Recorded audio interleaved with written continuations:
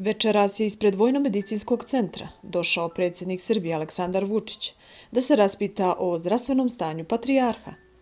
Kada su mu lekari saopštili da je u teškom stanju, bio je vidno potresen i u suzama. Podsjetimo, patrijarh Irinej i dalje je u teškom stanju i nalazi se na respiratoru, a lekari mu se bore za život.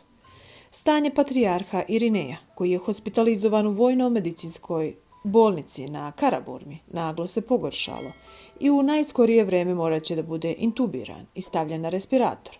Nezvanično se saznaje. Lekari koji se brinu o zdravlju poglavara Srpske pravoslavne crkve ne usuđuju se da daju nikakve prognoze o borbi koju vode za život patrijarha Irineja. U ovakvoj situaciji niko ne može sa sigurnošću da zna šta će biti. Svaki scenario je moguć, a lekari ulažu maksimalne napore da sačuvaju život patrijarha, kaže izvor upućen u stanje prvog čoveka Srpske pravoslavne crkve. Podsjetimo, Srpska pravoslavna crkva izdala je saopštenje u 14 časova povodom zdravstvenog stanja patrijarha Srpskog Irineja.